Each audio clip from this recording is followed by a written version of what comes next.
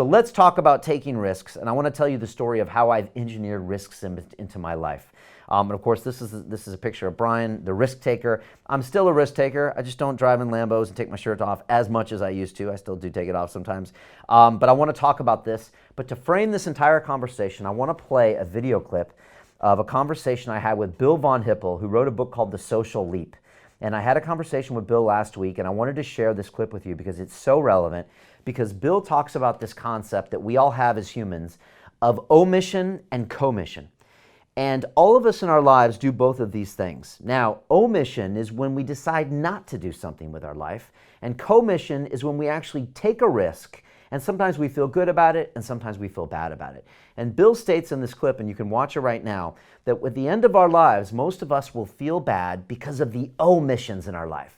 Things that we just never pulled the trigger on. I never started that band. I never asked that girl out. I never went to that college. I never started that business. I never started that podcast.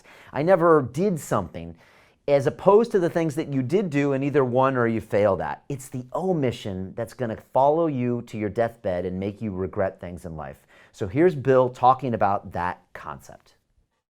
I regard there being two types of sins in this world. By sin, I mean something we've done wrong. We have sins of commission, when we did something we should not have, and we have sins of omission, when we fail to do something we should have done.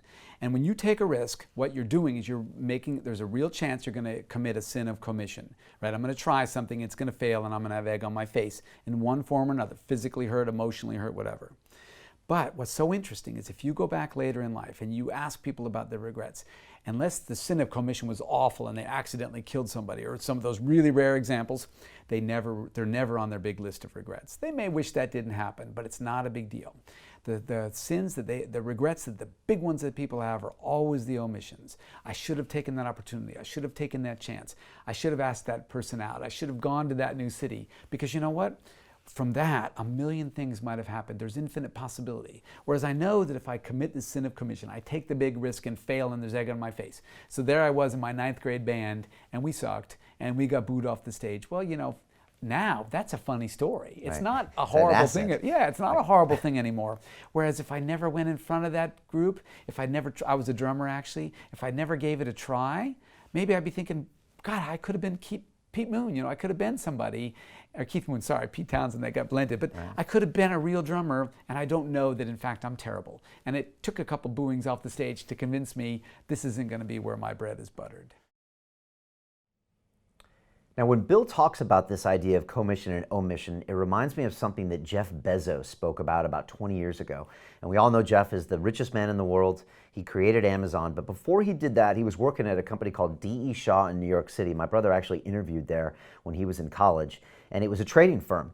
And Jeff looked at this concept of omission and commission, and he saw the internet, and he thought books would be a great play. And he said, if I don't pull the trigger and start my own .com company, I know when I'm 70 or 80 or 90 years old, I'm going to be on my deathbed and I'm going to regret it. He said, so I'm going to enact something called the regret minimization hypothesis, which means I'm going to take action so one day I don't have my regrets. And Jeff packed up his car with his then wife and drove all the way across the country out to Seattle, which was kind of a hotbed of .com activity, and he started Amazon.com. That was him pulling the trigger and taking a risk because he knew, just like Bill Von Hippel said, that it was the omissions that he was going to regret. Now, he could have tried that and he could have failed and he could have drove back to New York City a year later and gone back to trading, but he would have always known that at least he went for it. At least he gave it a shot. And there's a great expression that always says, if you don't shoot, you always miss. And that's why today I really want to push you to take more risks in your life and to try more things out. Because what happens, and as Bill said, in the short term, when we take a risk and it doesn't work out, we feel bad.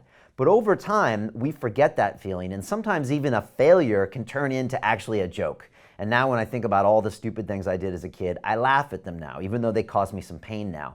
But one thing I won't laugh about is when I do an omission, and I never actually did that thing. Again, I never tried that business. I never spoke to that person. I never asked that girl out. I never did that thing. Those are the things that will eat you up inside forever. At London Real, we believe that individual transformation can change the world. Join us and start your journey today.